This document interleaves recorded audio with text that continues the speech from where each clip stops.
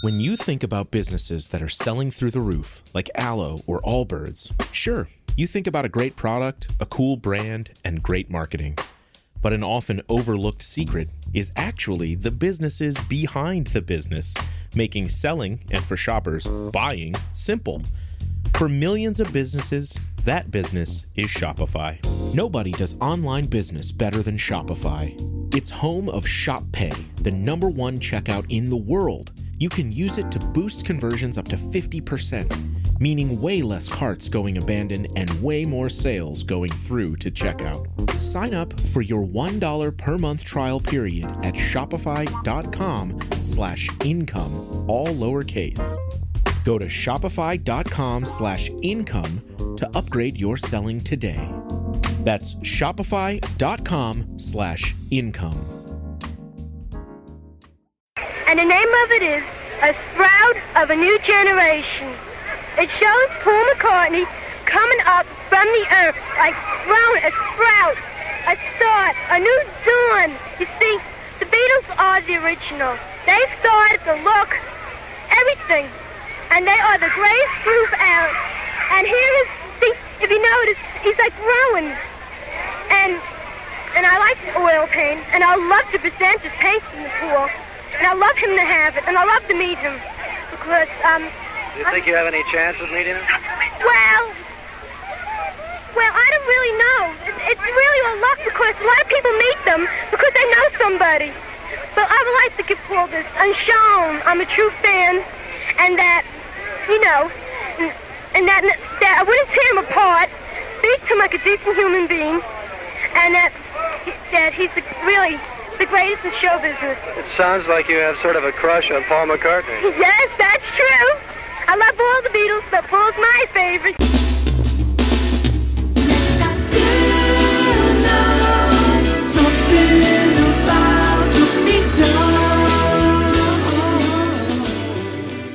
Hello and welcome to episode 311 of Something About the Beatles podcast. It seems weird to be this late in the year and being up to 311, which means only 11 new shows since episode 300, which was earlier this year. That seems odd to me, but when I think about it, there's been some special episodes along the way, and I think the number belies the productivity, some of which involves the SATB newsletter, which if you haven't subscribed yet is on a more stable and expansive platform, taking some of your suggestions as far as the layout and contents goes. And it's going to be the way that I discuss what's upcoming, discuss some Beatle history, discuss Beatle news and upcoming releases and things like that. So if you're not already a subscriber, I would recommend one of two things. You can just shoot me an email at satb2010, satb2010@gmail.com to subscribe, or you can check out an actual copy of the latest newsletter.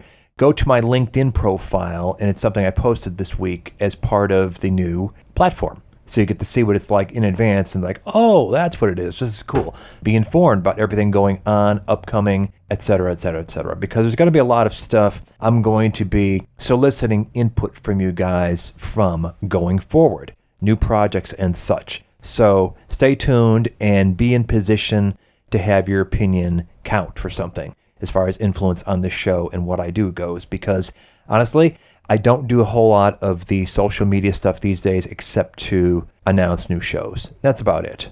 This new show features a longtime friend that we've known each other through the fest, we've known each other through other things, but first time of having her on the show, long overdue, and you've heard me mention her on the show before, Sara Schmidt, two-time author, as well as contributor to some books. Now, I don't know how far back you guys might remember the show I had, I want to say around 2018, with Axel Corinth, who is one of the co-authors of the A is for Apple series, which is a big, heavy cinder block of a book series. I think they're 4 deep now. Everything you'd want to know about the history of Apple and its releases. Each volume is a very big, thick book. But Sara is a contributor to a couple of volumes of that. There is her own books as well. One is Happiness is Seeing the Beatles, which is the history of them in St. Louis. And the other one, more recently published, is Dear Beatle People. It's a history of the North American Beatle fan clubs, which means the official one as well as all the independent ones, which were legion. The history, not only of the clubs, but an examination of the fandom, which we've done on the show through teen fan magazines with Allison Bumsted, as well as people that were first-gen fans. We've examined the Screamers and fans who were first-gen Beatle fans that weren't Screamers, and there's a lot to know about the history that shines more light on the story of the Beatles, in this case in North America, which is a lot. And Sara has done an amazing job collating all this stuff, interviewing tons of people, fans that were members of clubs that ran things, and it is loaded with ephemera and fan club stuff and period pictures. And another call out, and this will also be a show upcoming, artist Eric Cash did the design and layout of the book. Probably the most famous thing he's done is that painting, the introduction, John and Paul being introduced at the Wilton Fete in 1957, and it gets used a ton every year on July 6th. You see it circulating, but he's done a lot of stuff. Ed Sullivan Show, individual pictures, and Hey Jude. He did a rooftop one recently. All kinds of really cool stuff. There's the living room illustration he did of American fans seeing the Beatles on the Sullivan Show. Really cool stuff. And he did this super period appropriate design of the book that kind of riffs on 16 magazine. You'll see it if you check out her book, which I recommend you do. Anyway, here's my conversation. And the aforementioned Allison Bumsted contributing to this one, as it is within her scope as somebody who examines teen literature and that era in particular. She was a great person to have alongside for this conversation with Sara. One last thing. If you don't know Sara, you don't know her books, check out Meet the Beatles for Real blog, an archive she's been curating. She's been doing it for some time. Started out doing photo research, all these sort of fan pictures and things you don't commonly see in Beatle projects, and a lot of research going into when they were taken, where and by whom, and that kind of thing. And she's also collected tons and tons of stories from Beatle witnesses, people that were there, that were around when the stuff was being documented. So if you are a geek for this kind of thing, you can't do any better than her site, Meet the Beatles for Real. But she is a top-notch researcher, which is reflected in the 2 books she's produced, as well as the stuff she did for the A is for Apple series. So I'm honored to finally have her on the show.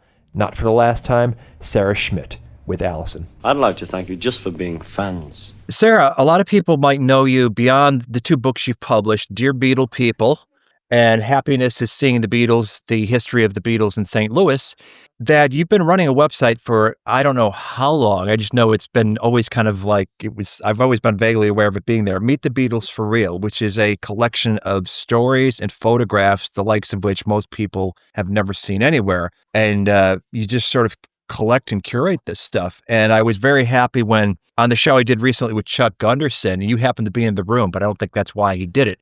He brought up that site and what an invaluable resource it's been. Can you tell me how that started? And for anybody who's not seen it, what is it all about? Sure. Well, I started in 2009, so it's been 16 years of meeting the Beatles for real. And I started it because at the time I was going through a difficult time and I wanted something to keep myself busy. And I was involved in this, back in the day, group called the Bootleg Zone. And they had this wonderful idea that they were going to take all the bootlegs of the Beatles and put it in chronological order. Like, it was this huge project that a big group of people were working on that never really went anywhere. But it was a nice idea. And so I volunteered that I would do the pictures. So they wanted, liner notes with pictures and narrow down dates of what day certain pictures were. So I took that on. And while I was sifting through all these pictures that I had, I kept seeing pictures that were taken by fans. And they really stood out to me because they told a totally different story than the posed pictures. So I would put those aside in a separate file.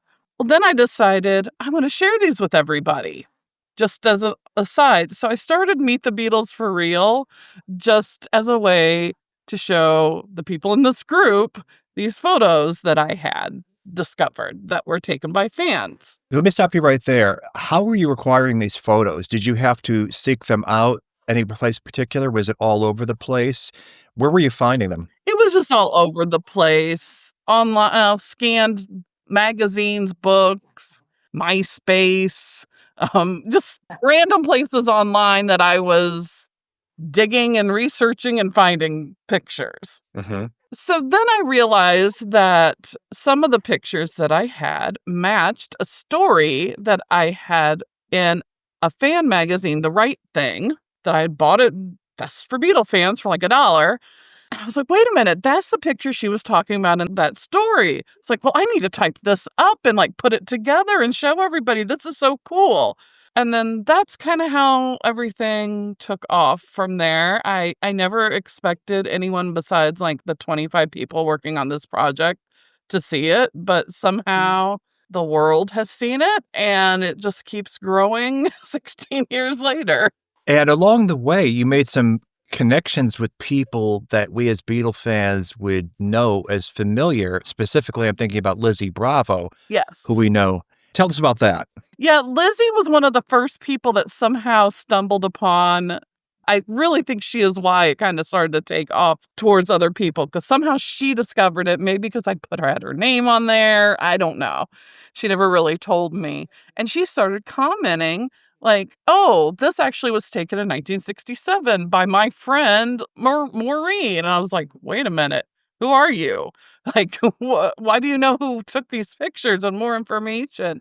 And so Lizzie really was, to this day, if you look in the comments, you'll find all sorts of comments by Lizzie. She's a presence for sure. Yeah. And for anybody who doesn't know or knows the name and can't put it to what she's known for, it was her and Galen Peace, who were fans from outside of England that were hanging out around EMI and got shanghaied into contributing backing vocals to the initial takes of Across the Universe, those female voices you hear, because in the studio, somebody got the bright idea, oh, we need female voices on this. Who do we know? Well, they stepped outside and that's who they brought in.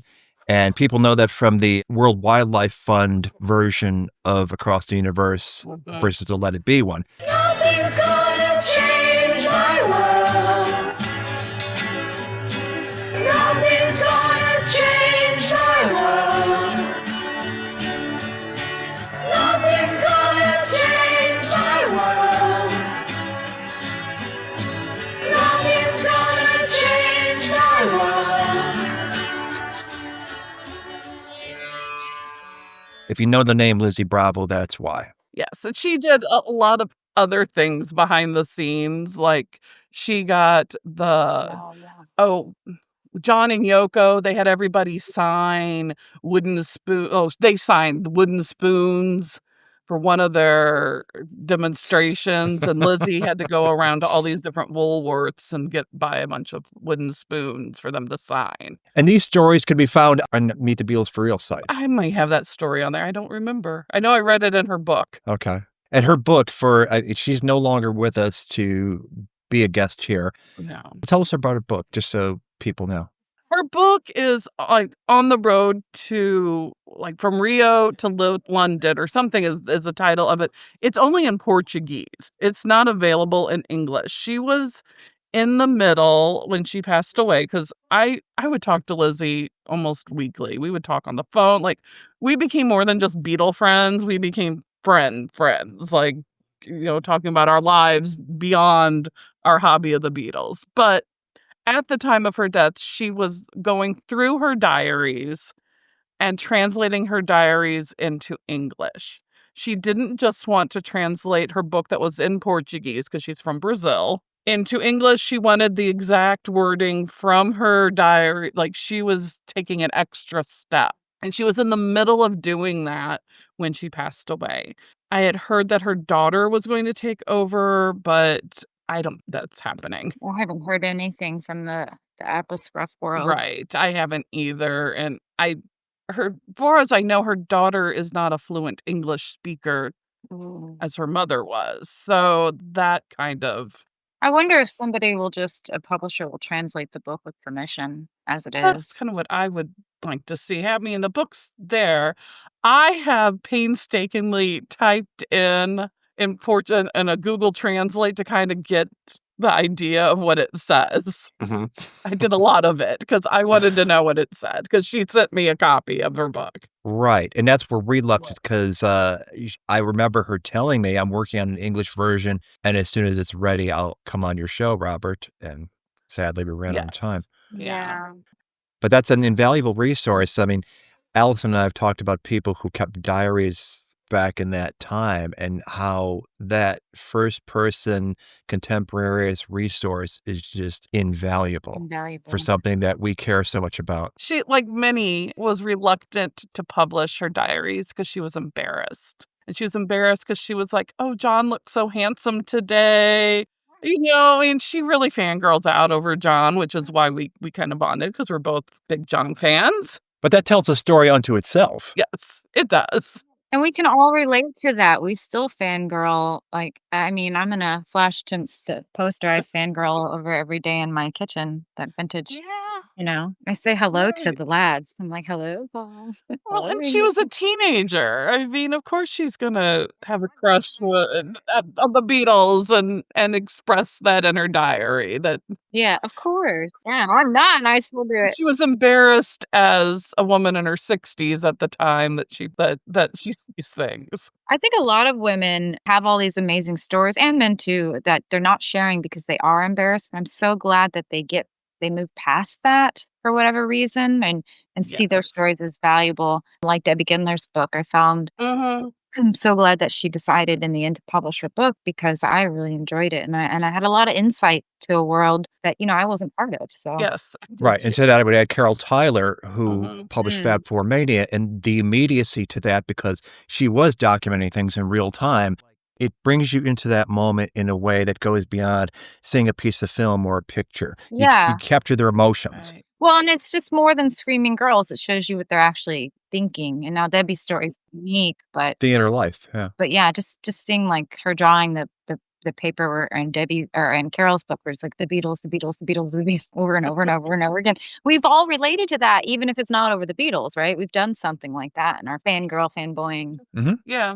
So Meet the Beatles for Real is just a tremendous site for anybody that hasn't checked it out yet. Not only you get these visuals, but you get these great anecdotes and stories with this immediacy to it from a lot of people that were actual Beatle witnesses. And it's been my impression, just in the times I've visited your site, that you go through a lot of trouble to research things where dates are in dispute and you've got the body of knowledge in your head, or you know how to find answers to where things that might be unclear, you can track down and go, oh, actually, this is when this happened. And so as praise from Caesar, you got Chuck Gunderson citing you as a source that he relied on. Yes. And it's a wonderful and valuable thing. I've had this conversation many times with people. We're living in a golden age of Beatles scholarship because not only are more pieces of the puzzle being brought to the table, both of you women with the fan stories through different paths, fan magazines, fan stories, fan clubs, all this stuff, it brings us closer to an understanding of this phenomenon that from a distance, for the generations to come that were not there at the time, you get a real handle and understanding of why this was so special and unique. And while we're still talking about it 60 plus years later, this was something that's not been repeated, and the reverberations are still being felt in terms of inspiration and joy and everything else. Whether it's Allison saluting that 1963 picture on her kitchen wall every morning, or just the people that with every new release that comes out of Apple, finding something to be turned on by. It's an incredible thing. So that's why we're here. Yeah, I agree. I love your website, Sarah. I've used it many times.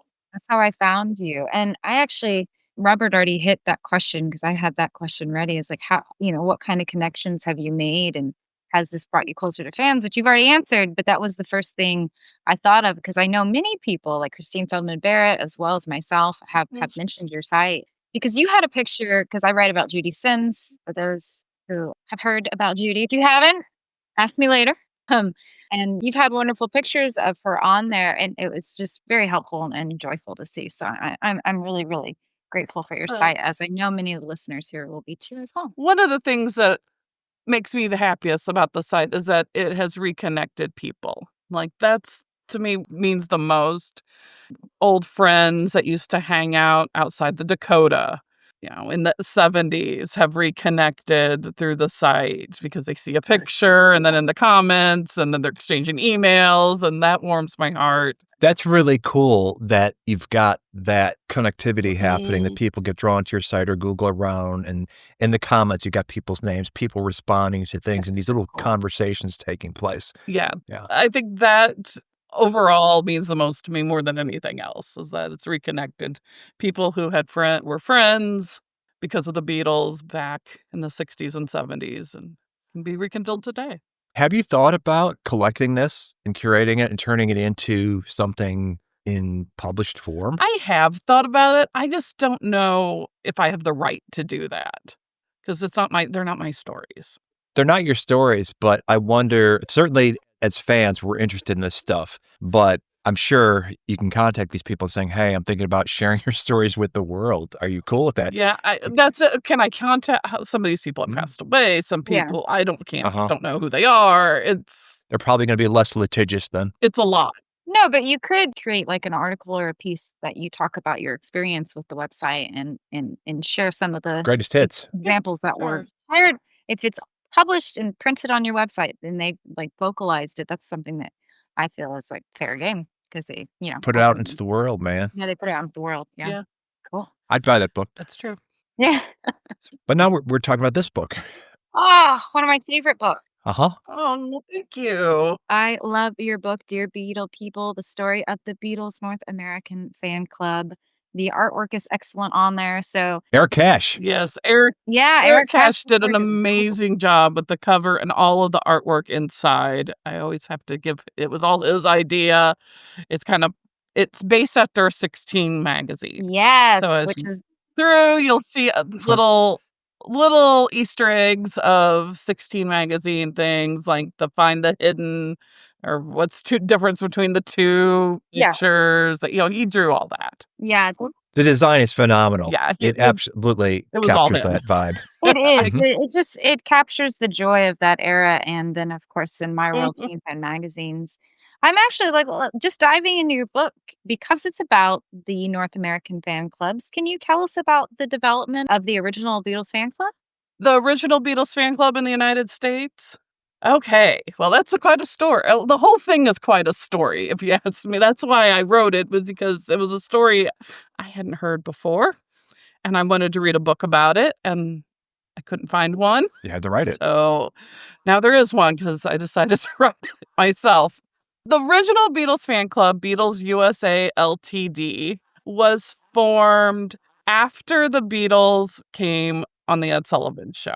They were starting to form it beforehand. They really dropped the ball, if you ask me, because it didn't happen until late March 1964. We're talking here something sanctioned by the Beatles. Yes. And the NEMS. official Beatles USA Ltd., the official Beatles fan club based in New York. Now, of course, girls all over the United States were forming Beatles fan clubs probably February 9th of 1964. Like, as soon as they saw the Beatles on Ed Sullivan, they were in their neighborhoods, on the schoolyards, forming their own Beatles fan clubs. But there wasn't an actual sanctioned one yet in the United States until late March 22nd, 23rd, 1964, which late, and they were playing catch up. That's how it was. So it started at the office of Walter Hoffer, who was an attorney. He and his wife were put in charge by Brian Epstein to do the Beatles fan club. And so they put up some signs around different record shops. I happen to own one, which is kind of fun. They put those around different record shops, like, join the Beatles fan club. Is this national or is this? It was national. Okay. And they put some ads in newspapers around the country. And for $2, you got a membership card and a bulletin and just some real basic stuff. And you were a member of the official Beatles fan club. Now, if you wanted to have your own little fan club and be connected to the official Beatles USA Ltd, you could have a charter. You had to have at least 25 members. You had to make sure they all had their dues paid. And then you would get a charter that said that you were an official charter of the Beatles USA Ltd. $2 annual. $2 annual. And I think you point out in the book that it really didn't pay for itself. No, it didn't at all. They lost money on the fan club. Big time. I mean, it was so poorly organized at the beginning. The head of it was a wonderful woman named Bernice Young, and I wish we knew more about Bernice because she just sounds very fascinating. She was an African-American woman in her 30s, which does not fit the demographic of a Beatle fan in 1964 at all. But they found her. She was one of the first Black women to graduate from this, whatever university it was. I know I have it in the book. She was very educated. Everyone I spoke to who knew Bernice, because of course she passed away in the 80s, like a long time ago. But everyone said that she was very efficient. She was very kind. Like they just sing her praises. That she was very good, but she was in over her head for the amount of mail and everything that came in. It was really hard for her to keep up with it. It was run out of Walter Hoffer's office, and his wife did a little bit with it, but really this was Bernice's thing. She had a few teenage volunteers, and all of this mail was just rolling in nonstop, and it was hard for her to keep up with it all. And people wanted to join the club that didn't get responses, and their letters got lost, and it was messy. I'm picturing a Hard Day's Night where they're in the hotel suite and the bags of mail start coming in for Ringo. Yes. And that's what it was like. I mean, they were in this little closet, and Walter Hoffer's office was where the fan club was. It was this little room, and the mail just kept coming and coming, and poor Bernice is like up to her eyeballs in fan mail. And my understanding is that they did try to find somebody to lead the fan club before the Beatles arrived, right? I mean, I think Debbie Gindler's story comes in here because she was brought to Walter Hoffer's. Yes. They were looking for someone. But they just couldn't find someone until after, or they just weren't prepared? I don't know for sure, but the feeling that I get was like it wasn't they were looking, but it wasn't like a pressing emergency. Okay. Like, oh, we need a fan club person right now today. Like, well, we're looking. Okay, Debbie's too young. Yeah. Let's look for this person who isn't qualified. Okay, well, I really don't think they were expecting the fan reaction across the country that the Beatles received. I just don't think they were thinking the fan club was going to explode. Because they didn't have a hit record in this country till the end of 63. Right, yeah. When I Want to Hold Your Hand got rush release and became #1 in January. So why would they make it a priority if they don't know that a bunch of records have come and gone in this country without making a dent? Yeah, that's true. I think they knew, like, okay, we definitely need a fan club. I just don't think it was a pressing, like there was more important things. That's the feeling that I get from who I'm, talking to people and read things I've read. Right. Nobody said that, but that's just the vibe I get. Prior to the Beatles, was there like an existing sort of template for creating on this level a fan club? Surely Elvis must have had one. Elvis had a big fan club. Mickey Mouse was the other one. That was the Mickey Mouse Club. Mickey Mouse Fan Club was the other thing. Of course, Frank Sinatra had one. There was a lot of fan clubs for different actors. That was kind of a thing in the 50s, 40s, 50s. But, not really for a group of people. The Beatles were the first, for a band, more than just one person, which added on an extra layer because you just weren't getting fan mail for Frank Sinatra. Like you were getting John, Paul, George, Ringo were getting, and then the whole band was getting. So it was a little extra than what Elvis had seen. Now, you said that part of the reason you wrote the book is because you couldn't find much on the topic, which I completely understand that in my world on Teen Fan Magazine. But what really drew you to this topic? What was it that said, I need to dive in further. I want to know more. And the world needs to know more. Well, Meet the Beatles for Real. I was always digging up stories. And a lot of them you could find this little tie-in to the Beatles fan club. Like the girls got to meet the Beatles because of the Beatles fan club. So that got me like, well, I want to know more about the fan club. How did that all fit in the big puzzle of the story of the Beatles? And I just couldn't find anything. And the more I started digging, the more I realized what a mess the American fan club was.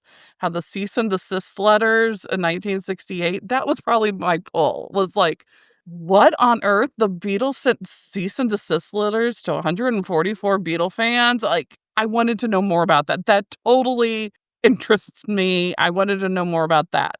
And I was like, how come nobody knows about this? Yeah. And so that was what really interested me. Yeah. Okay. And what did you find? Oh my gosh, it was crazy. It was crazy. So by 1968, the Beatles fan club finally got their act together, and they were sending out the Beatles Christmas messages regularly, and they were wanting to redo the whole thing. So they're realigning the whole fan club to look more like the British one. Did this have to do with Duff Bryan and Apple being started up, that they were trying to like clean slate, let's do this properly now that we're running our own business interests? I don't know if they really thought of it that technically, but I mean, it was around that time. Uh-huh. And Bernice had left by early 1968, and a young girl named Sandy Morse became the new national director of the fan club. And she was a young Beatle fan. She was in her 20s. So she was now in charge and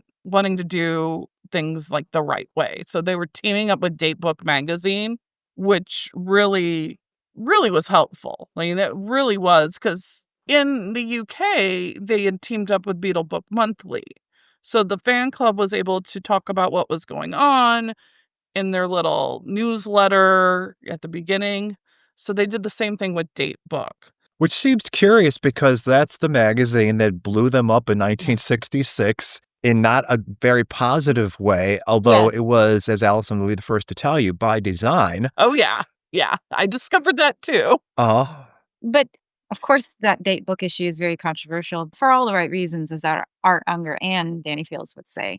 But it did a good job of bringing a lot of attention and bringing a lot of fan voices out. So, yeah. Do you know why they chose date book? Is it Art's connection with the Beatles? 'Cause Probably he did Art's have- connection with the Beatles. Yeah. I don't think in 1968 it was considered like, oh, they were so controversial. It was just like, yeah, they do Beatle content. Like, I don't. Yeah, Datebook had kind of it was still very radical by then, but it's still, they had a teen Datebook version as well, and they kind of Mhm. had simmered down in that world. Really? Yeah, I haven't discovered really why they chose Datebook over any other magazine to team up with, but Because I'm thinking Teen Set would have been a natural too, unless It Judy would. Sims didn't want to be seen as the pet of the Beatles. Well, I imagine for Judy, with the very little support she had doing her by herself, and with, I don't know if she would have had the ability to do it. But she did have the connection to the Beatles that most didn't. But so did Art. Art probably connected a lot more to the officials surrounding the Beatles, whereas as Judy was writing with Mal.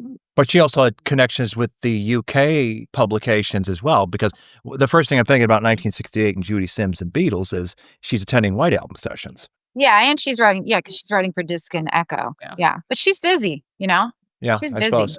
Yeah, whereas Art has been running a teen fan magazine since 59, Mhm. right? Mhm. And he has a little bit more at his disposal, whereas Judy's just hanging on with that magazine. So the fan clubs connect with Datebook as a means of marketing themselves? Or marketing themselves, getting the word out there, and letting the fans know, hey, come back to the fan club.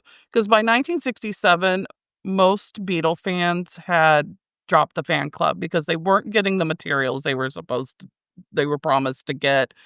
The communication was very poor. Like, they were really down on the fan club. Like, there are letters that I've read, like, it's basically, don't join Beatles USA Ltd. They're terrible. Join our independent fan club. So independent fan clubs in 1967 were the way to go. And they were very well organized. 67 into 68. They had the very first Beatles convention was held through fan clubs in 1968. in August. So anyone that says a Beatles fan club convention was started by a man is wrong. I just had this conversation a couple months ago on Twitter. They're like, you don't know what you're talking about. A man started the Beatles fan conventions. I was like, no, actually, it was a woman. In 1968 in Minneapolis. There was a group of women. And so they invited anyone who was a member of any of the independent Beatles fan club to get together in Minneapolis. And one of the cool things about that is that the weekend they heard on their transistor radio Hey Jude together for the first time in Revolution. Oh, that's so cool. So to be with a group of Beatle fans and hearing a monumental song like Hey Jude for the very first time gathered around a little transistor radio, like it gives me chills to think about like what that experience had to have been like for them. This actually leads me to I want to go back in time a little bit because it just transitions perfect into the concept of active fans, right? In my research, one of my favorite things is that teen fan magazines allowed for a lot of active fan moments, whether it's they're writing into the editor or, and in your case, this is going to connect, is that Janie Milstead, who edited Teen Screen for a while, had the Beatles Guardian Angel Club where you could join. They would send you a ribbon and a letter. But you had very similar experiences here because the teen fan magazines, again, Teen Screen really pushed for fake badges you could cut out and armbands and stickers, things you could stick for the Ringo for President fan club or active moments, right? And so you talk about this actually in your book. You talk about the Beatles bobbies as well as the Ringo for President movement. Can you elaborate on those as well as the just activeness of these independent as well as the LTD club and how that looks? Yeah.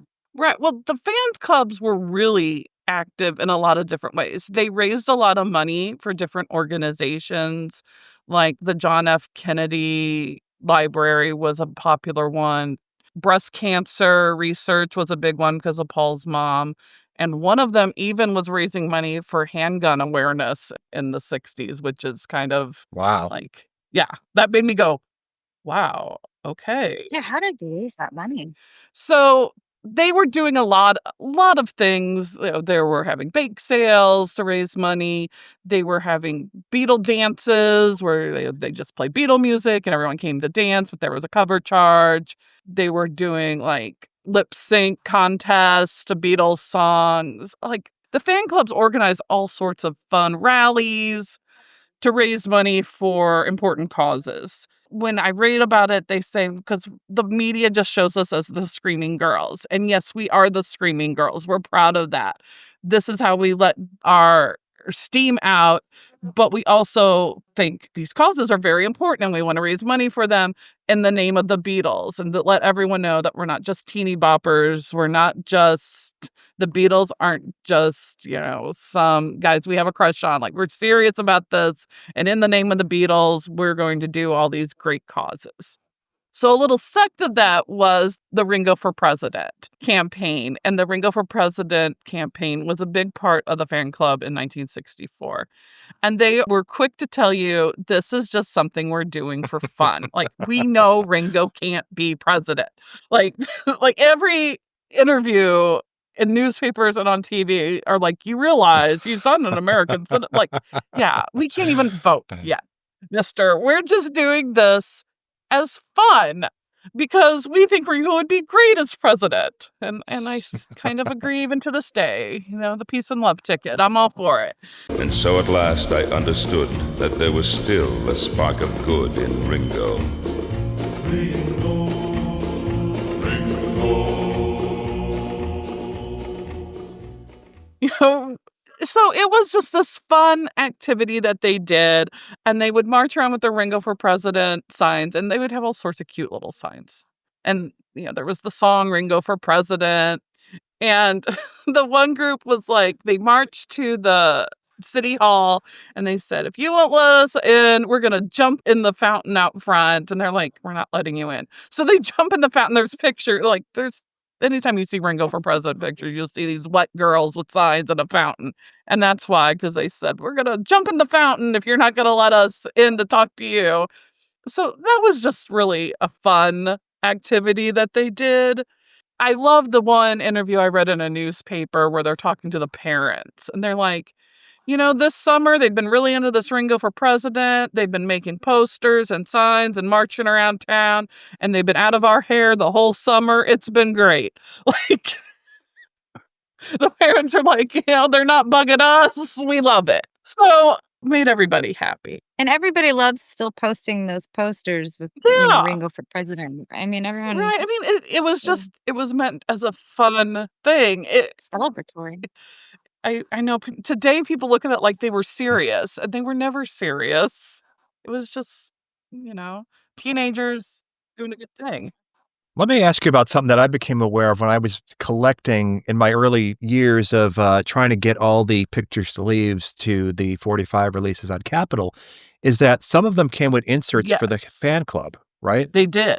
What do you know about that? And when did it start and when did it stop? Right before the Beatles came to America, there was a push for the fan clubs to be connected to Capitol. And through the radio stations and through Capitol, because they didn't realize the Beatles were going to be popular. As soon as they realized that the Beatles didn't need that publicity and people were going to join the fan club without it, Capitol dropped off. So pretty early in 1964. 64? Yeah. Okay. So that stuff's pretty collectible because it stopped pretty soon. So if you find any...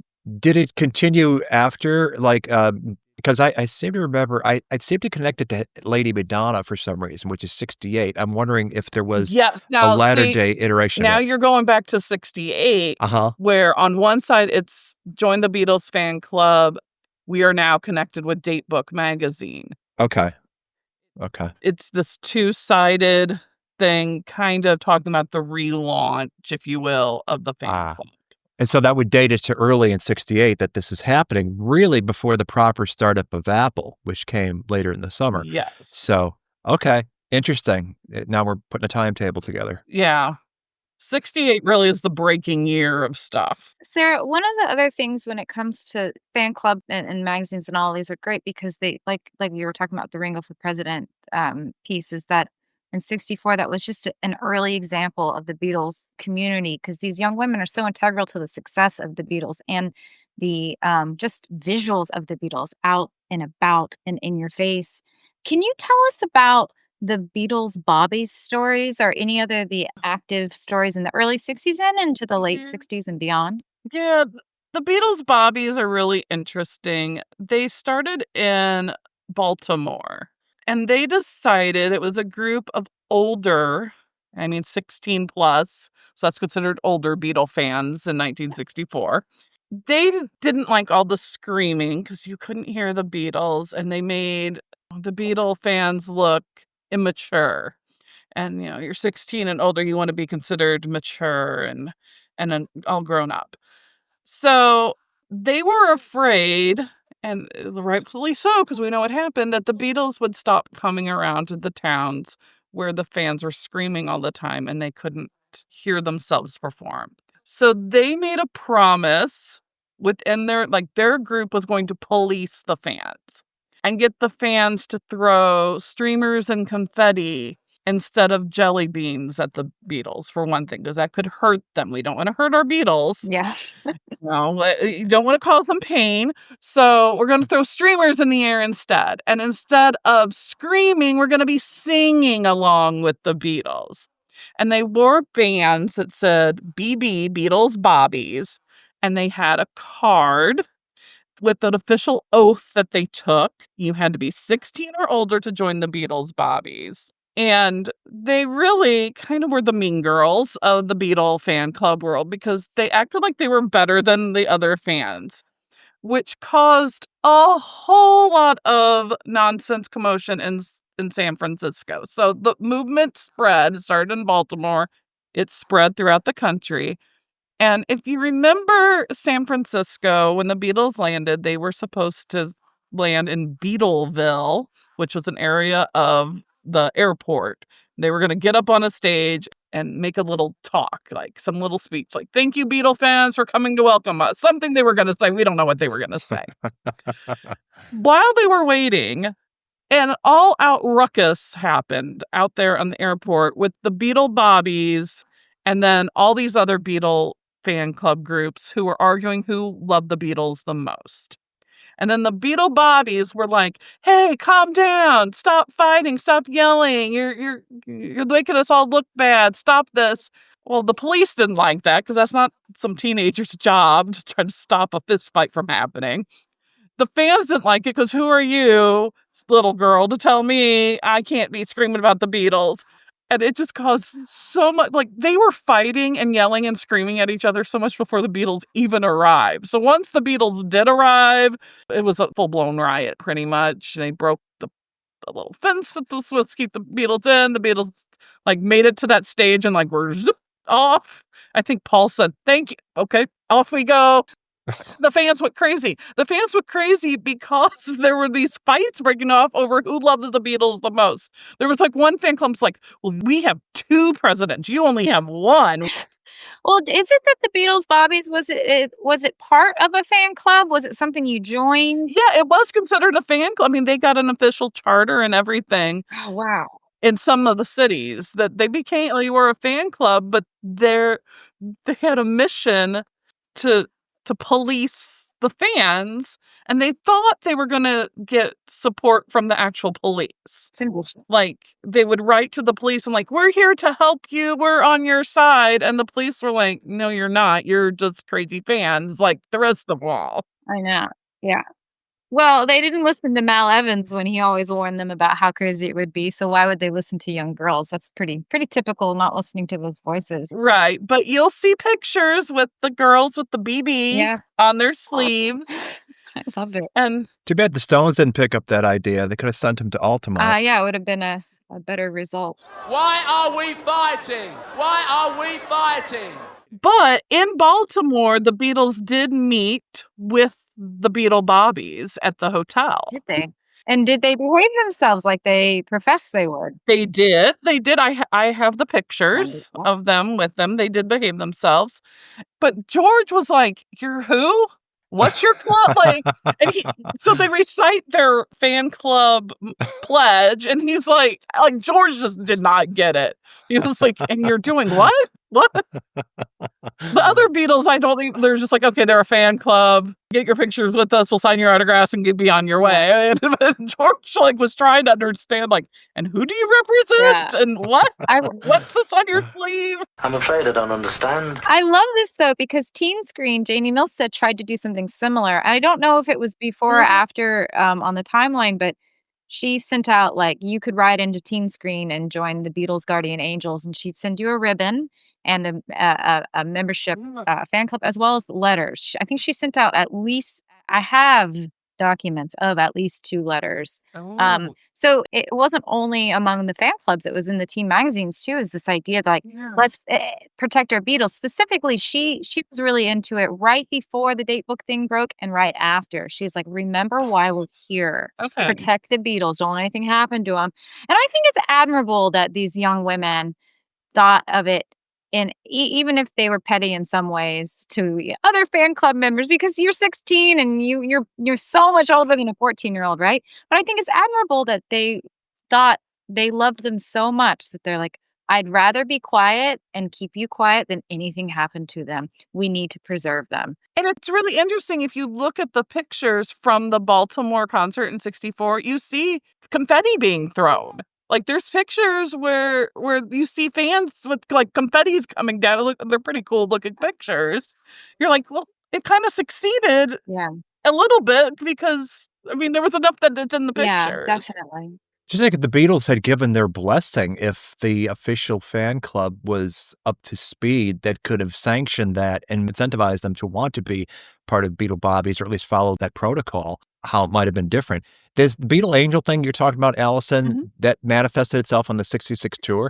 Just right before, and then she resent out ribbons and letters just after the date book dropped. Mm-hmm. So they would have been in force during that tour? Because I'm specifically thinking of Memphis and Cherry Bombs and what were they prepared to do, and did they do anything? I don't know much about I only know about the Guardian Angels because, well, one, she mentions it in a teen screen magazine, but then two, because my friend who's a collector actually found one of the ribbons and sent me a picture, and I thought, what is this? I knew about the Beatles bobbies from Sarah, but then when I found that, I was like, oh, that's cool that two different groups existed. In this case, what would they do? In that case, what can they do? I think the idea is just to be an ambassador, right? For the Guardian Angels is wear your thing saying, I love the Beatles and I'll do everything. Hey, talk to me about them. If you hate them, let me explain to you why you shouldn't hate them type thing. Whereas it sounds like the bobbies were more like, holding back, trying to pretend to hold back crowds when they couldn't. That was what they wanted to do. Yeah. They wanted to be the police, but again, I think that's really important because it just shows how much respect and love they had for and cherish it. It reminds me of these memes now when something goes wrong in the world and everyone starts dying and on the internet, someone's like, hi, David Attenborough, let's protect him. Let's keep him here longer. That's what I think of. Like, we just rally around the idea that we want to preserve this moment as long as possible. How can we do it? Let's not lose it. And like you said, Sarah, they weren't wrong. They knew. And I know today a lot of people blame the Screaming Girls for the Beatles not coming. I mean, that's not really fair. I mean, technology wasn't what it was for the sound systems and stuff. So there's a lot of things to blame for that. But they weren't wrong in that. I actually wanted to kind of further this in the independent fan clubs. I had no idea that Elise Harrison had her own fan club or about the Beatles' wives clubs. I knew a little bit, but not as much as I learned from your book. Did you want to talk, like, as an independent fan clubs, what can you tell everyone about those? Well, I love the independent fan clubs. Those were so interesting to me. So if you did not want to align yourself with the Beatles official fan club, which many people didn't because they had a lot of rules, one of which is that you couldn't advertise in a teen magazine. That was like, people didn't like that. They had a lot of rules. So they would break off and have their own independent fan clubs, which were a lot better organized than the official ones. So fans would have official fan clubs for anything and everything connected with the Beatles. So there was, official fan club for each member. There was official or unofficial fan clubs for each member. So George had one by Pat Kinzer, which was huge. It was one of the biggest.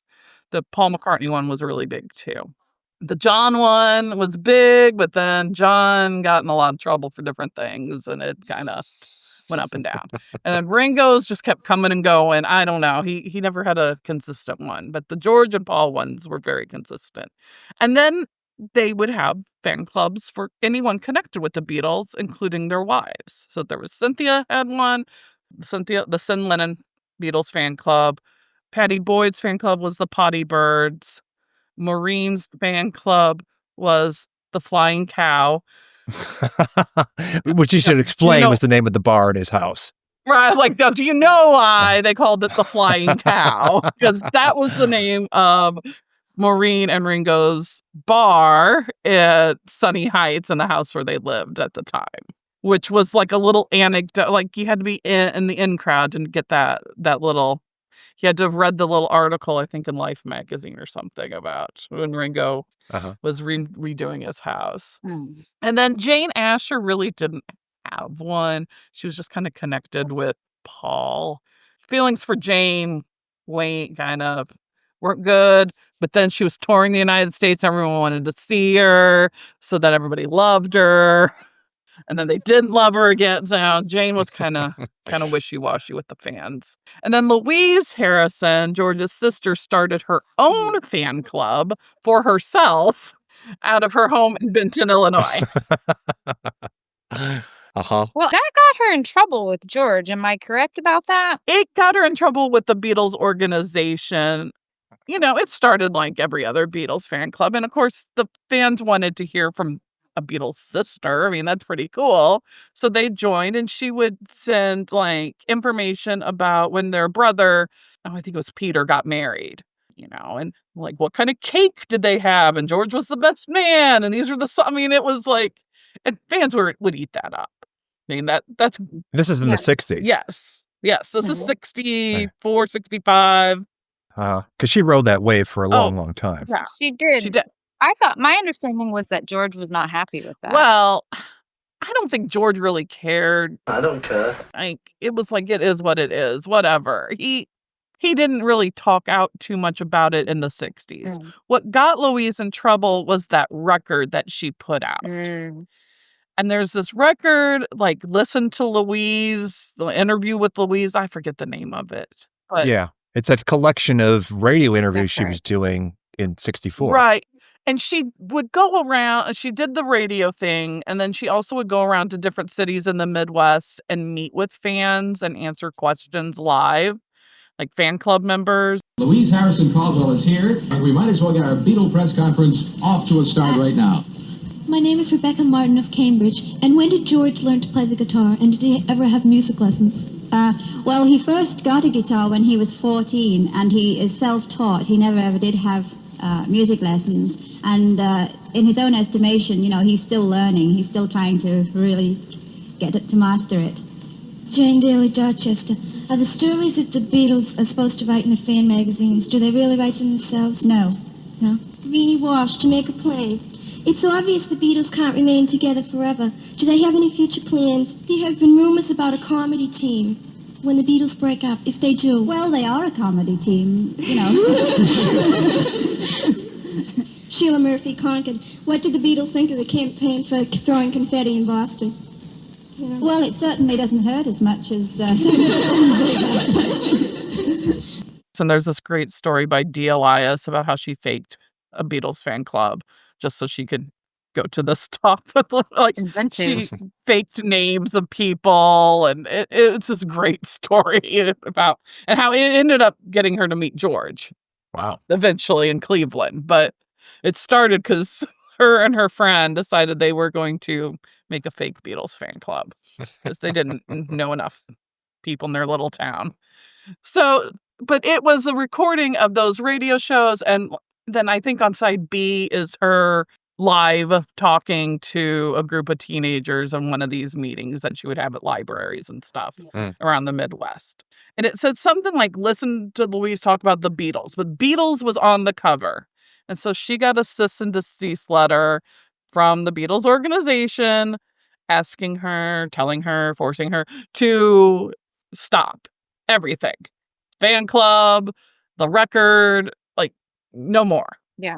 And she really couldn't afford it anymore. And there's this letter about how she needs money. She wrote this big long letter, and I have this copy of, and to the fans saying, that she can't have the fan club anymore. But well, I know as of the 90s, she was showing up at the fest and selling a CD version of that album that she would happily sign for you, which I have. I remember that as well. She was. So I don't know what the outcome at the end of the day was in the 90s, if that was kind of lax. It was kind of she under was the doing table. that on the sly. Yeah. I really don't know. Right. On the subject of Beatle women and fan clubs, one of the things I thought was an interesting point you have in the book is that the sort of latter-day fans, the fans that weren't back with them in 64, but were sort of aging into the Beatles, circa 66, 67, 68, were readily accepting of Yoko and Linda because they had no frame of reference of the earlier Beatle women, so they didn't feel a need to maintain a loyalty to them. That's right. I was really kind of surprised by that when I was interviewing the members and the presidents of the fan clubs in the later years, especially 69 and up. There was one that I particularly remember from the Glass Apple chapter of the Beatles. I love the names. I have to say the names. I think the names are so interesting. So the Glass Apple, and I asked her, I said, well, what was your thoughts on Yoko? And she was like, we thought she was very trendy. We liked her fashion sense. If you become naked. I said, well, what did you think about her and John? She goes, well, that was his girlfriend. Ever since I got into the Beatles, seriously, that Yoko was always part of the story. I didn't have a frame of reference of him with Cynthia. I didn't have feelings one way or another. Yoko was just part of the package. I was like, wow, that's so different than what I heard. Really what the shock to me was that the overall feeling of Yoko in general was that she's weird. But nobody seemed to particularly hate her except for a very, very small group of John devout people. Mm-hmm. It was Linda that got more hate than Yoko with the fan club. Yeah. The fan club girls were just like, Yoko's a weirdo, because the very first thing they ever heard from her come out of her mouth was, I gave birth to a grapefruit. That was like the first thing they ever heard her say. Like that got brought up several times. Like, yeah, she gave birth to a grapefruit. Like, what are we supposed to think about that? That's just weird. Pushing that aside. Yeah, that concept must have been really, the avant-garde and art in this way must have been a really new concept for some of these young Beatles fans, just as it was to the Beatles at one point. Right. That is a weird thing for the first thing you ever hear somebody say. Even today, if somebody came to you and said, I gave birth to a grapefruit, you'd be like, okay, that's strange. So I could see that. You get two versions coming out roughly concurrent with the White Album, which has got Revolution 9 on it, which is certainly alienating to this day to a lot of fans for whatever reason. But I was surprised, and maybe it's because she was a little bit older when I had Kenny Leonard on the show, as a devout Beatle fan, particularly a John fan. It's like, what did you think about Two Virgins? What did you think about these sort of antics that were boomeranging back on the band? And I'm familiar with the press of '68 of how it was being looked at, on the positive side as a joke, on the negative side, these guys are perverts, sexual deviants and whatever. And she said, as a young teenage fan at the time, she thought it was just part of the package, that her and her crowd, granted were more artsy crowd, more literate, thought it was funny. It wasn't something that outraged them. There was no support for the sissy SpaceX, John, you've gone too far this time, outrage. It was just like, okay, that's part of his journey. It's on brand for John being the outrageous one. End of story. Yeah, I heard that. I thought that's so different than the people I talked to. Uh-huh. This is a different view where they just, we thought that was just so weird that we just didn't want to touch it. Like, but they really said, but we liked Yoko's style when she's wearing clothes, I guess. We liked her style. We liked the clothing that she wore. Like, we looked at her for her fashion, which I thought that was interesting. And Linda's is kind of funky. I wonder if it offended them. Oh, yeah. They had nothing nice to say about Linda. Down to her socks, to her clothing. She's always on Paul's arm. She's mean. She said some very mean things to the fans that to this day they hold against her. Yeah. Like what? Some of the ladies that I talked to this day, because it's something that she said to them in 1969 was very upsetting. And do you recall what?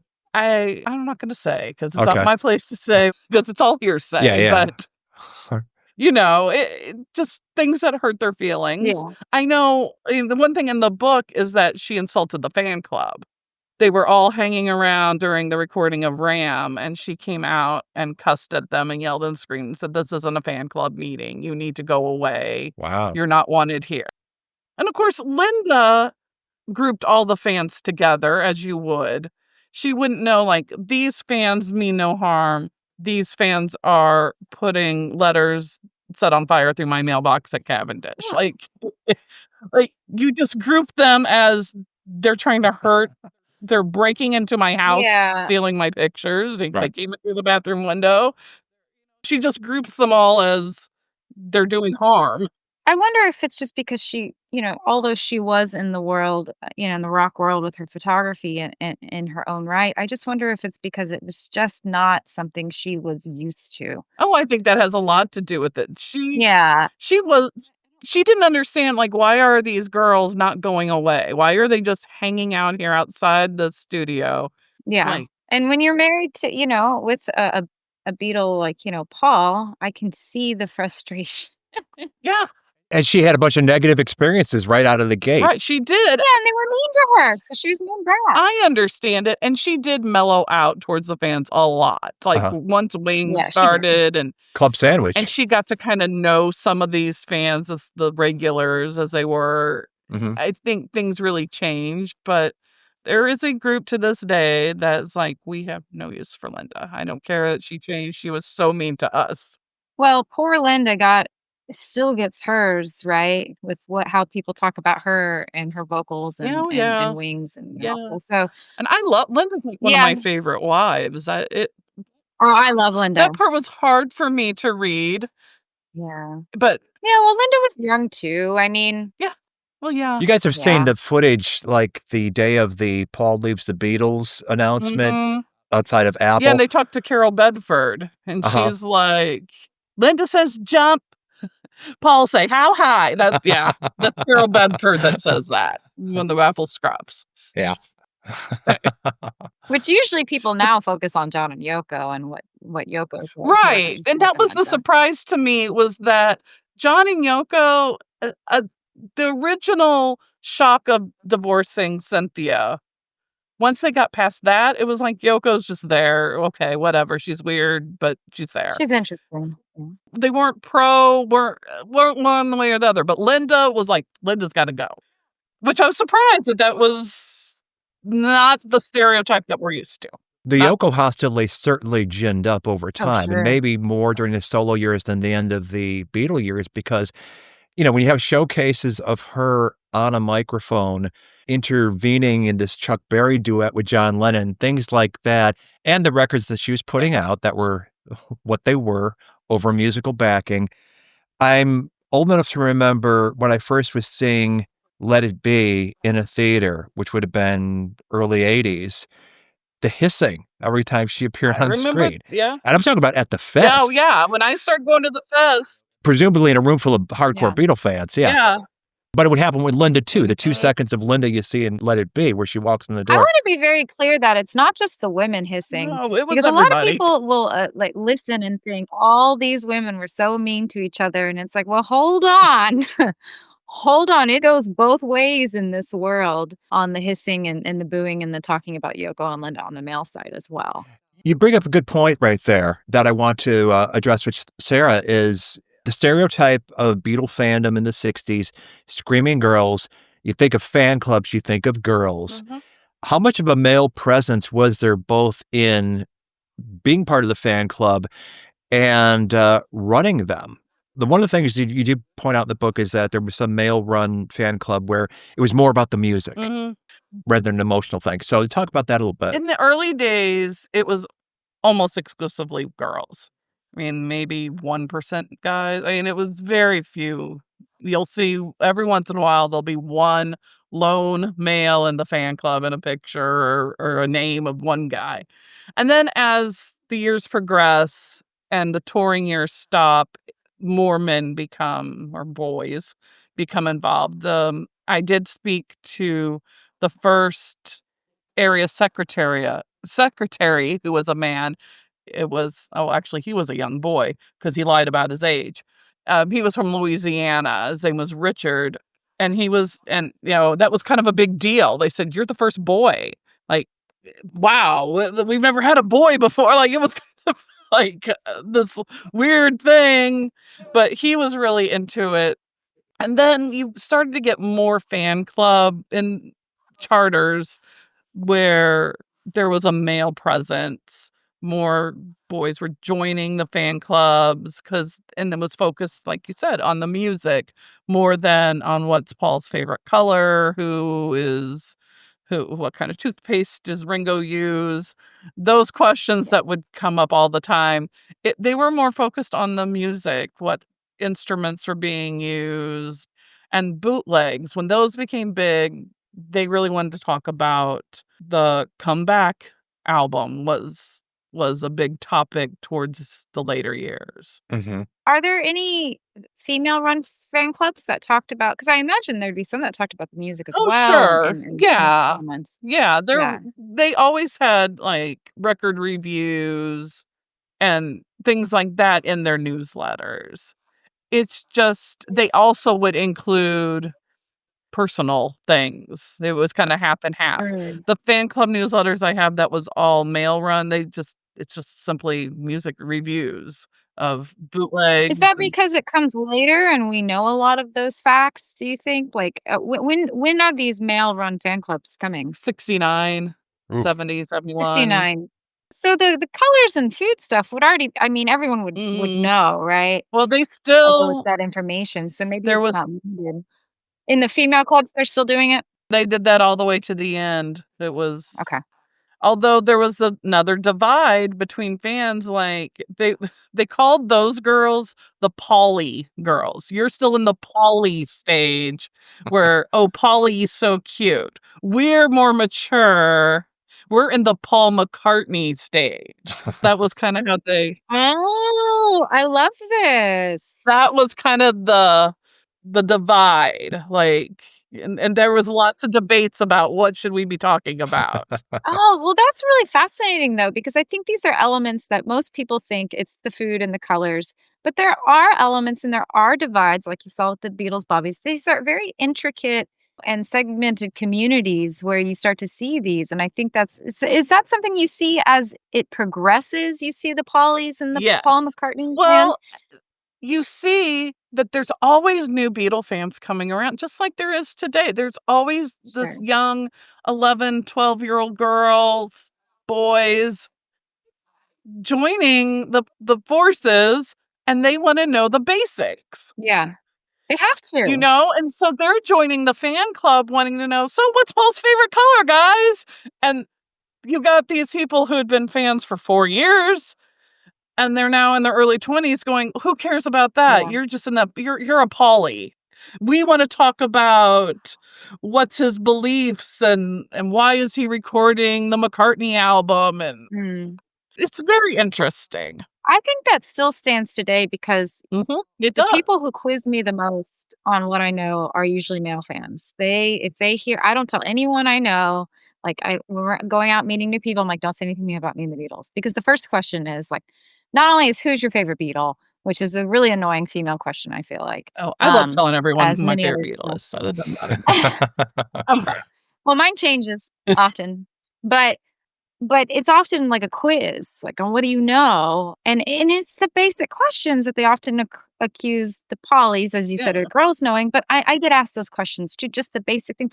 Did you know about this? Did you know about this? And I'm like, it's not a quiz show. Right. This is not trivia. Right. This isn't like, trivia we night. can talk about the music too. I don't know if I'm asked those questions because they think that's what I know because of my gender or what, but that is something I wanted to know about this. So that's really clarifying. Like, do you think, like, as the magazines, I'm sorry, as the fan clubs, wrong world, are moving forward, the fan clubs that you see in the 70s, 80s, 90s, are there still some today? Like, what's the progression like? Well, that is actually what I want to write about next, is what happened after the Beatles fan clubs all ended in 1972 when they officially ended.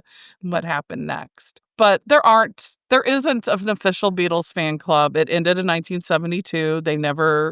Apple never had another fan club for the Beatles in any way, shape, or form.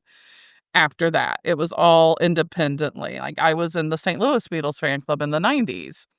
But with the birth of the internet really taking off, the need for fan clubs kind of died, even though I still think it's nice to get together. I mean, that's why I still go to Beatle conventions. Is it because I care about all the stuff they're talking about? Not really. I want to get together with other fans. And, the same fans that I've gotten together with for 30 years. I want to, get together with my buddies. I think that's missing with the internet.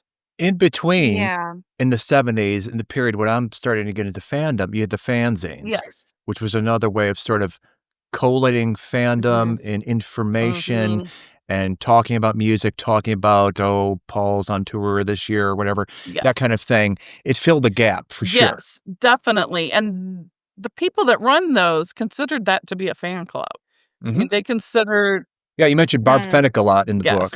Yes, I got to meet her for the first time last year, which was like meeting a hero of mine because she did so much. Sure. She did so much for the Beatles fan world. Oh, I love those moments. From the mid 60s all the way through the 80s. She did so much, and and there she was. So it's like, oh my gosh, you're Barb Fennick.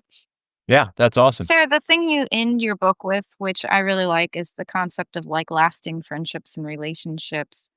In regards to these fan clubs, can you speak to those lasting friendships and relationships?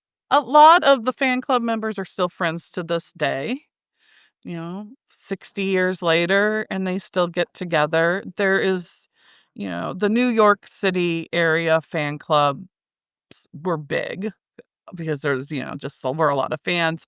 They still get together. They have their whole little Facebook group that's just for them. There they trade their pictures and they get together and have lunch. Like they last the Beatles don't realize how many friendships and relationships they have birthed over the years. It's just amazing. And being in a Beatles fan club was so much more, or waiting outside the Dakota or waiting outside when Paul was recording Ram was so much more than seeing a Beatle walk by. It was about that friendship and the relationships that you were making with like-minded people, which gets lost. The seeing Paul walk by was kind of like icing on the cake for a lot of these, like, oh, wow, there he is. But it was the moments and the shared memories and the inside jokes and all the things that happened while you were waiting there that really shaped these people into who they are now. That's really lovely. Well said.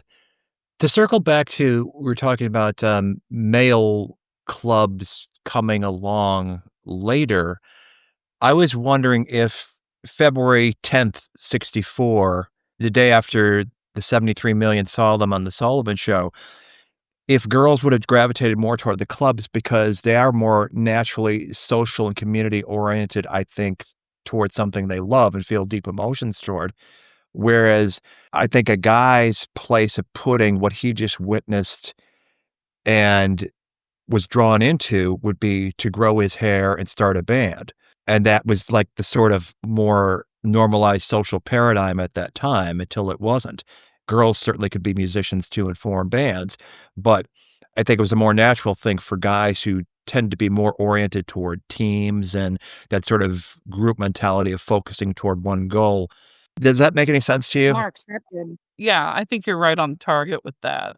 That it was more of a female social thing, and they were a group of 4 handsome men that, so the girls want to get together and talk about who do you think's the cutest. But I think it's important to note that the idea of them being active is really, really important, because often they say like this is a passive way to be a fan, but it's really not, because they're engaged in the community, spending their time.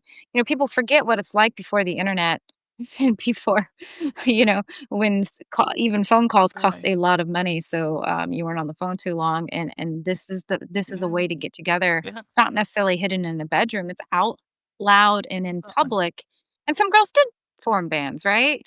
Based off the Beatles as well. Sure. Yeah. That was all part of it. Just to circle back, and I know this can maybe be edited to be put back in the middle of the conversation. Or not. Speaking of fan clubs responding to John Lennon's comments in Datebook, well, originally, obviously, the London Evening Standard, for those Maureen Cleave diehard fans. Right. But the reprinting of the article, even though clearly that was not the intention of the gaining focus based off the cover and something else on the cover, what were the fan clubs? Did the fan clubs respond to this? Oh, yes. I know the teen magazines did, but I wasn't, how did they respond to this? They definitely responded. A lot of emergency meetings were held. Like, we got an emergency, Beatle fans. We got to get together. So they held emergency meetings to talk about, what do we think about this? Just have a conversation among... What's our response? We have a crisis. Right. What do we think about this? And overall, they all were supporting John. They might not have supported what he said, but they supported his right to say it. Were you upset by what they said? Yes, sir. I was real upset. My whole family was. They couldn't believe that they had said that. Why were you so shocked? Well, I go to church and I listen to what people say, and I believe enough to, when something like that happens, for it to upset me. Did you have any Beatles records yourself? Yes, sir. I had about 4 albums and a lot of 45s, and I don't have them anymore. What have you done with them? I've given them to Wacky. I don't think they were comparing themselves to Jesus. I think they were deploring the fact that teenagers, like rock and roll better than Christianity. But John did call the Christ disciples thick and ordinary. Isn't that a pretty offensive thing to say? Well, not really. I think I agree with him. I heard a lot of, I don't agree with what John said at all. I'm a Christian. I don't think the Beatles are more popular than Jesus. But John had a right to say that. That was the overall arching belief of the fan clubs. Some fan clubs did a counter protest across the street where they were burning Beatles stuff. I know there was one that was trying to blare by singing Yellow Submarine as loud as they can, which had just been released, and holding signs like "We Stand with John," "All is Well with JWL," those signs that they're holding, trying to say, we're the fan club and we stand with John. Some fan club members' parents forced them to burn their Beatles stuff and quit the fan club, which is very sad. It made me very sad to read about how, they were forced to throw all their wonderful memorabilia that's worth lots of money today into a fire. But are you burning your Beatles records? Yes, sir, I burn them. You burned them all yourself? I've already burned them. How did you do it? I mean, where? How? Well, our Sunday school at NYF, we had a program about the Beatles, and we have supper at NYF, and it was in our backyard. So after we'd finished cooking the hot dogs, I just put my records on there. Did you talk to these people years later? I could not find anyone, I could not find a single person who would talk about burning their Beatles stuff. I was against John. I cannot find anyone who's willing to talk about that today. I couldn't either, Sarah. I would love to hear what kind of PTSD they would have over that. Right. Was that the turning point where they turned against their parents? Today. It was... It's too raw. Yeah, I found this too because I obviously wanted to talk about it because I talk about this because obviously I talk about teen fan magazines that encourages them inadvertently. And I have struggled too. I have struggled as well. Maybe they buried this memory or they did let the Beatles go, Right. I think Debbie talks about it in her book that she says that people would pay her to join fan clubs. And excuse me if I'm wrong, but join fan clubs for her, get the information at their house. As a front. Yeah. Yeah, as a front. They found ways around it if they weren't allowed in. But isn't that heartbreaking? Right. But I can't find anyone who actually had their Beatles memorabilia and put it in a fire. I cannot. Yeah. But there were some fan clubs that were formed just as a response. There was the BEATLES, and I don't remember, it stood for something, but the L stood for Lennon because it was in support of John. And they formed their own club just to show their support for John. And these are important moments. I know I have a picture of because I own the membership card, so I know I have a picture of it in the book. Yeah, it's in the book. And it's so cool because these are important moments just to remind us, when we think of who makes a band, the fans are just so integral in success of a band, and the Beatles fans did not let them down on that. Did not let them down at all. No. They did not. And they still showed up to the concerts and they're still active today. They still were there. Something that came across to me reading in the book when you see some of the expressions from the fans who were joining fan clubs is how intensely emotional it is. It's like they were feeling these feelings and they needed a place to put it, and this was the place to put it. I'm wondering if you think that has changed through the years, that people have other outlets for that sort of expression of devotion toward people they will never meet, or if that was unique to that time and unique to the age these girls were at that time. I think it's a way of expressing yourself as you are going through puberty. It's natural, and I think it hasn't changed. It's just the people change. Yeah. No, I just read that book, Swoon. Oh, did you? I haven't read it yet. It's so good. And it talks about Beethoven. Girls were throwing way back. And I was like, it's the same thing. It ends with Beatlemania. It doesn't go on till today. It ends with the Beatles, but it goes way, way back. And it's funny to me because it's 12, 13-year-old girl is behaving the same way all throughout life, forever. And it was really, really fascinating. Yeah. So I think the people change, but it's the same reaction. I think the Beatles were bigger because you had the baby boomers, you had more teenagers at a time than ever. And again, it was 4 people instead of just 1. So it like got multiplied by 4 for the first time, which they point that out in this book, Swoon, that like before it was always Frank Sinatra, it was Elvis, it was Beethoven, it was one person. But for the first time, it's like multiplied times 4 and you have more people. Right. Well, and you also have the teenage dollar, which didn't exist, in the 19th century. Right, yeah. So you have that teenage dollar, and then you have the media as well, the magazines, the media, and Elvis and Frank didn't have television. quite that reach, just because it took so long for companies to realize how much money they could make off of these bands and encourage that frenzy of buying and going forward. And I actually have a question, just to go back to one of the very first questions about writing this book. Now, I found in my work is that, part of the reason for teen fan magazines that a book didn't exist is because of the dismissal of the magazines in general being seen as ephemeral and for girls and unimportant. Did you find a similar thread when you were looking at the reason maybe the fan club history had not been recorded? No, I never thought about it. I just jumped in and started researching it. I never really thought, why hasn't this been, I wasn't that deep into it.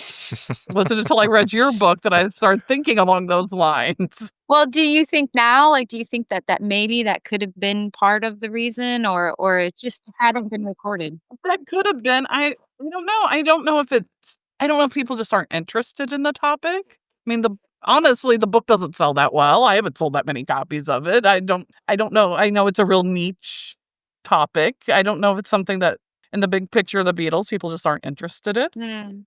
I think they will be after they hear this conversation, number one. And number two, speaking as the Beatle, quote unquote, historians that we are, if you are interested enough and passionate enough about the Beatles to want to know all there is to know that's knowable, it is another one of these things in plain sight, like fan magazines, that you will learn an incredible amount from that you didn't know before and give you greater context for everything that was going on in the 60s that makes this phenomenon so much more understandable. And it gives me hope when you see things like a Beatles 64 get produced, that there is more context to be added. There is more insight and layers to understanding why this is and why the hell we're still talking about it 60 years later. Yeah. And Sarah's book is full, to plug her book, I love her book. It's full of amazing imagery and then like documents and forms and things that if you're, a Beatles nut, this is the way to go. You get to see original pictures from fans, right, Sarah, that others wouldn't else be there, that they've given to you. And stories that have never been shared before, because when I talked to the fans, I said, I've never heard this before. And they said, no one's ever asked me before. And they trust you. Yeah. And they trust you. They do. It took a while. They thought I was going to write some kind of scandalous book. I don't know what kind of book they thought I was writing, but I'm like, no, I'm not writing like some tell-all. It's like the history of the Beatles fan clubs. Yeah, I got that from one person. I bought a bunch of her teen sets, and I asked her, could I ask you, were they yours? She's like, yeah. I was like, can we talk about them? I didn't do any of the drugs. And I was like, well, what? Wait, what? Right, I got some of that, like... What do you think I think? I know, they were like, I just met him at the hotel and that's all that happened. And I was like, don't believe what you were told. It's like, something else and they don't want to share, but we don't want to, we're not out to scandalize. We just want to know because we're fascinated by, this part of history that's not been told. And I think, Sarah, you do an excellent job in here with the unknown stories. I know that I have a colleague, Steve Davis, who was interested. He's in Houston, a professor in Houston, and he was interested in Houston and the Beatles. And I said, hey, there's some names in here you might want to follow up with. Definitely. And he did. And I think he was successful with that too. Yeah. So I was like, because of this book, it's good. I know I cited in my recent piece because the Beatles, Bobbies, and Ringo for President. Well, I appreciate and that. Also, I know he will. It was really a passionate love for the Beatles is why I wrote it. That was really my reasoning. Because at the end of the day, I'm a Beatles fan. Yeah. Right. Absolutely. And it's an untold story. And you develop this niche sort of organically, starting with Meet the Beatles for Real. And this seems to be a natural outgrowth of that for sure. Yeah, it is. I was going to ask you, do you get a sense of, in your research, naturally, most of your primary sources are going to be the people that were in the fan clubs and whatever ephemera and written word stuff you can track down. Did you get a sense from anybody you talked to? I don't know how inside you were able to get, but what did the Beatles get out of this? Or what did the organization, it started talking about 68, them sort of trying to shut down everything, all the independents. To what end? I mean, it seems like they, by that time, had sussed out that fan clubs were a good thing, but they wanted it to be their fan club, the official sanctioned one. Yeah. And why would they have seen the independents who were doing it so much better as a threat? What was their goal? Well, can I add to that question? Yeah. Go ahead. As you're answering. So I want to add to that question. So as you answer, you can think about this too. I know my understanding is the licensing that Brian handled at the very beginning was bad, right? Right. Bad choices, lots of bad money decisions and lost money and all that. Is this, I want to add to Robert's, is that part of that conversation too, as you're thinking about his question? That really wasn't part of Just it. Bad running. Okay. It was, they were wanting control of the Beatle narrative. Then as now. And what the independent fan clubs were doing, they were getting information from anywhere and everywhere. They had the magazine from Italy come in and they would figure out what it says and say what that's, they were grabbing little pieces wherever they could. And the Beatle organization just wanted the truth, because these independent fan clubs were like, well, they would say like Yoko's pregnant and Yoko wasn't pregnant, or, they would take rumors and publish them as facts because I see. They didn't know what the truth was. So, but the Beatles, they wanted to control what was out there. So even, I know one thing that was shared that one of the independent fan clubs wanted to publish that Monkberry Moon Delight was the rolling papers that Paul McCartney used to roll his marijuana. And they knew this because they looked in the window of his car and saw a rolling paper that said Monkberry Moon Delight. And they published that in their newsletter. But they were connected with the official, because they had to be by that point. And they said, you can't put that in there. Paul McCartney doesn't smoke marijuana. No, we don't. No. Right. We can't have that. No, that is not what that song's about. Nope. So that, they were trying to still, even after all those years, protect the image, control the Beatles narrative. That was part of it. And they wanted the control. They thought they could do it all better, which in some instances they could. What is sad is that they sent out the cease and desist letter to 144 teenage girls. And in it, to this day, like recently, these girls just found out that this was a form letter. They thought it was a personal letter to them all this time. And it said, the Beatles are ashamed or they're embarrassed, some wording like that, of your independent fan club because you're selling pictures without copyright. You're illegally. Now, if you were a 15, 16-year-old girl and your whole life is around this Beatles fan club that you're running, like that is your baby. That's what you spend all your babysitting money on, all your stuff. And you get a letter saying that the Beatles are embarrassed by your fan club. What do you do? Like, that would be so devastating. Absolutely. It makes me so sad that when I read that letter. Right. There's a copy of it in the book. It's just devastating. I wonder why they didn't think about their audience when they were sending that. That just sounds so unbelievably corporate and unhuman. And I don't think that, I know Paul, I think he, liked his fans out front. I don't, they were in front of his instead of John's. I think. And so I don't feel like that's, maybe John talked to the Apple Scruffs and regulars like that sometime, but I mean, I just don't feel like they would have told that to their young fans. I just don't feel like that's what they would have said. No, of course it was just made up to get that emotional reaction and have them disband their club. Which were they signed, Linda? Most of no, they weren't. They were Nat was who signed it. Detrimental to Linda if they were. Right. But one fan club did not bow down. Well, two didn't at the beginning. And that's Barb Fennick's Beatles Rule. She would not do it. She talked to a lawyer who said they can't. You can have your little fan club, And so she took a poll of her fan club members. Do you want to remain independent or do you want to join the official club? Oh my goodness, I got the letters back and forth.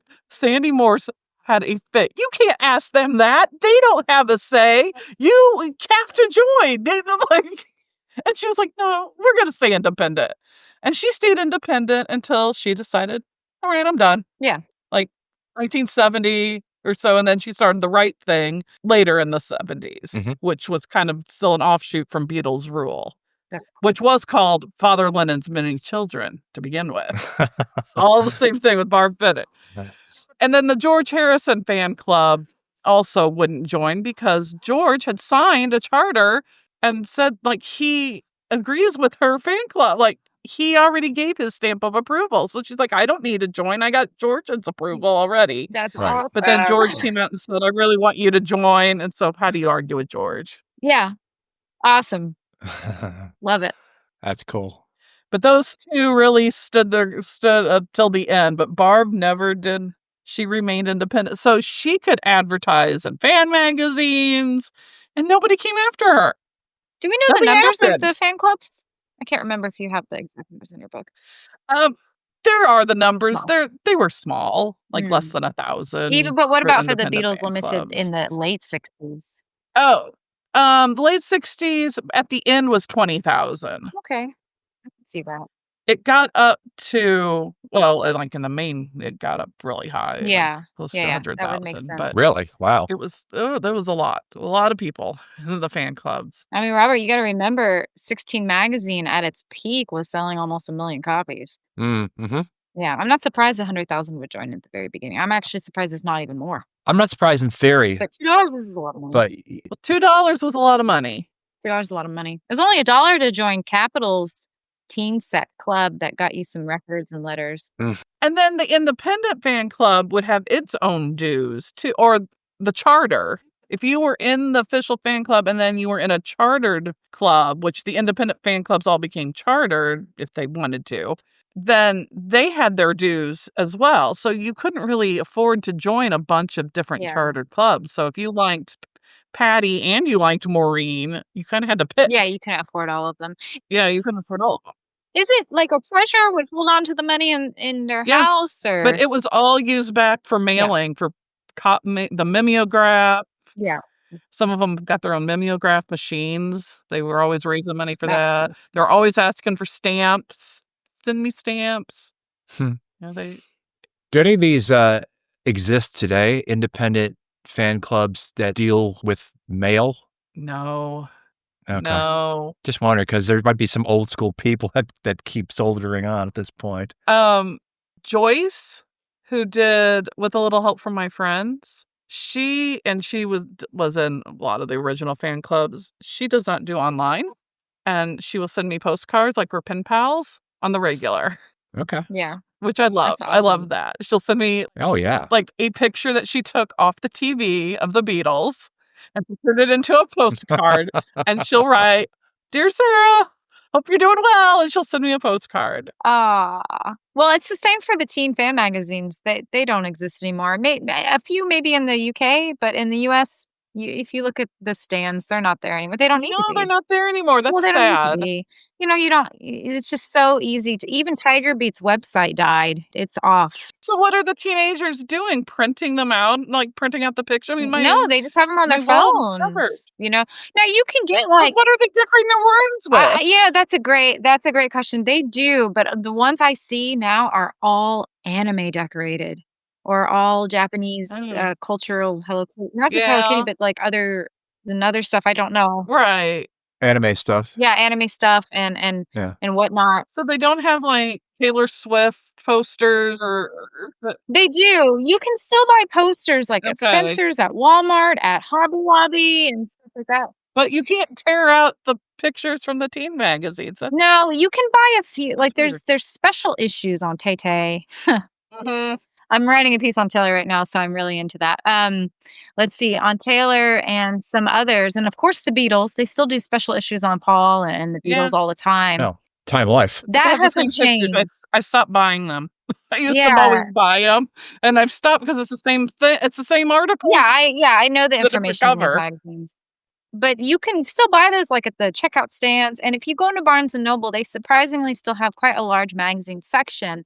But you can find really young activity magazines or like 17, which would be, but that's not what I would describe a teen fan magazine. Right. That's more of a lifestyle. It's very Yeah. different. So, or, Teen Cosmo. I don't know if that even still exists either. But yeah, these things are just fading away. I wonder if it will come back though, Sarah, because maybe in the form of Taylor Swift or Beyonce or something, someone new, because that desire to be off the phone is so strong that every Texas school has banned cell phones in the schools. Like you can. Oh yeah, that's a thing. Like have them off, right? Because people are, and I, myself included, in the last year or two, especially during COVID, that phone became more integral in my life, which I hate. So I love having to open books and magazines. Like, I want to open them to get there. So I wonder if that will come back. I do letters and postcards and stamps still. I'm obsessed.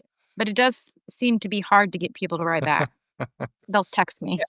Oh, I got your card. Thanks. Yeah. I'm like, okay. But as for Beatles stuff, it's all online. Right. Yeah. Or in festival or right, unless there's some kind of convention, festival, conference. That's the only opportunity you have to get together. One of you may know, how long did Club Sandwich go? Did that die with Linda? It did. Okay, so that we were talking, 96 or something like that? 98? Yeah. Yeah, whatever it was. So it would have been well into the computer age starting to be a thing. Yeah. Not really smartphones per se, but yeah, it was still not considered old school, I would think, at that point, because I know I had a ton of magazine subscriptions by then as well. I still get a magazine sent to my house. Magazines, like even 16 died in 2001, Tiger Beat in 2018-ish, right? So they lasted into the internet age because I wasn't on the internet even in the mid 2000s. I wasn't really on it. Still dial up or expensive Wi-Fi. So what would you say is the most surprising thing you learned in doing the research for this book? Gosh, there were so many things. That the thing with Yoko really did surprise me. I thought I was going to get a lot of Yoko hate. And that surprised me. I think how active the fans were for different causes.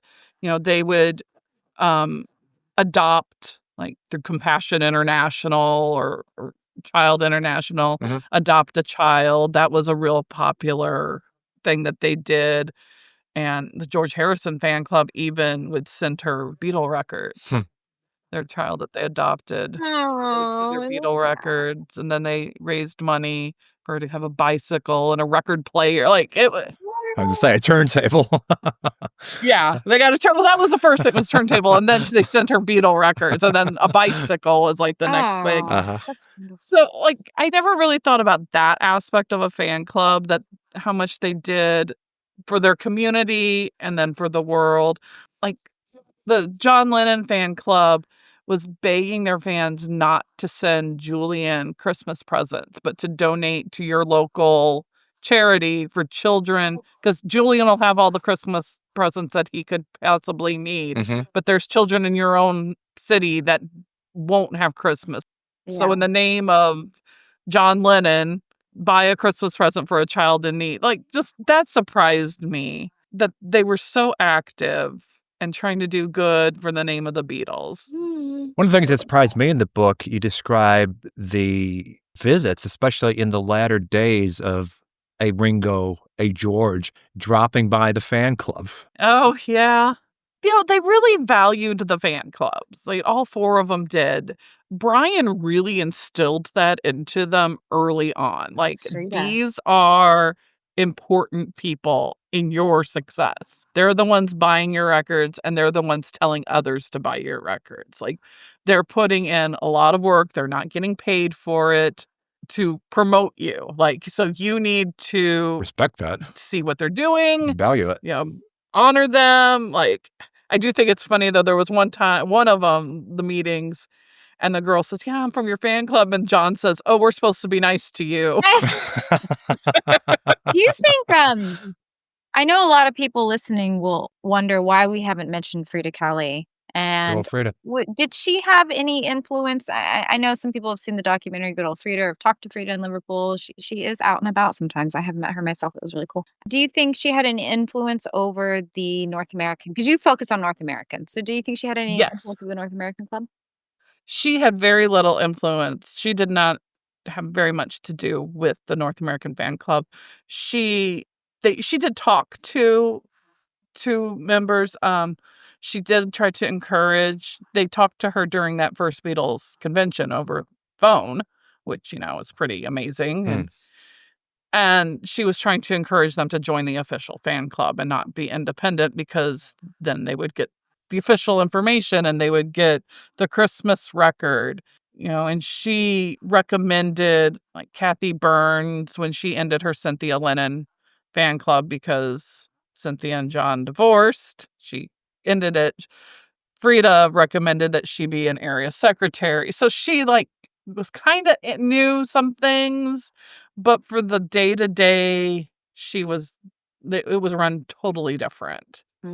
Originally, when I was going to write my book about the fan clubs, it was just going to be about the fan clubs of the Beatles. And I quickly realized, the British one and the American one was so different. You couldn't write one book about both of them at the same, I couldn't figure out how to do it because they were so vastly different. Right. I would have thought in 68 when Sin could have used the fan club most of all. Yeah.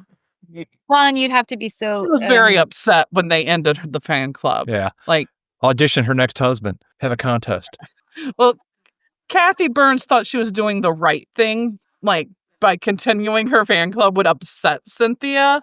But really, it wasn't. But she had the right idea. She had, her heart was in the right place. But yeah, I think so. Did Martha have a fan club? Surprisingly, no. But it doesn't seem like a no-brainer. Martha quite a bit. Yeah. I know. They did talk about Martha quite a bit. But Victor Spinetti did. Victor Spinetti, yeah. My buddy Patty Gallo Feynman, she wrote the book. Yeah, she was co-president of the Victor Spinetti fan club. Her book's amazing. The Diary of a Beatlemaniac. I highly recommend it. Yeah. And she's such a sweetheart. Yeah. She's such a great person. Looking forward to this American trip. Have you had any reaction over there? You got any fan clubs going? Well, there's one supposed to be started, and they're getting quite good response, 12,000 letters a day. But the Beatle movement's going over there. Yeah, you can even be a Beatle booster, folks. Yeah. I must tell you, by the way, that Detroit University have got to stamp out the Beatle movement. No. We've got heard to stamp out Detroit. They think your haircuts are un-American. Well, I was very observant of them, because we aren't American, actually. True, that. True. Do you feel that, number one, there is a difference between the treatment that you have received by movie magazines and all other magazines, and teenage magazines specifically? Well, the teen ones and the movie ones are written by people that never leave the office, and they just make it all up, and it's a lot of rubbish. But there's nothing we can do about it, because the libel laws are so peculiar over here. Well, movie magazines were talking about it, the same kind of thing, But the thing is, the teen magazines, like 16 magazine, well, even though the stuff they write is still rubbish, it's not as bad as the movie mags, but it's still rubbish. But there's some great magazines, and some crummy ones, like anywhere. But there's just a few more crummy ones over here, I think. I mean, you've got to admit it. If someone puts in, is Richard Burton dying? I've just read about him leaving the group as well. He's leaving the group, definitely, and I'm definitely married. What can you do about that? You can't sue him here. What can you do? It's and fun to read. Ring them up and say, I'm not leaving the group. Where did you get this from? Because then they get big publicity out of it. So you just got to leave it. But we just keep telling everybody that lousy and hoping the kids will gradually cotton on, just buy them for the photographs and don't believe all the rubbish. The thing is, if you read them like fiction instead of fact, it's much better, But you get all these letters, and are you really leaving? Or is Paul married? And have you got 12 wives? And all that stuff, I love them, though. Something About the Beatles. Created and hosted by Robert Rodriguez. Executive producer Rick Way. Title song performed by the Corgis. Something About the Beatles is an evergreen podcast.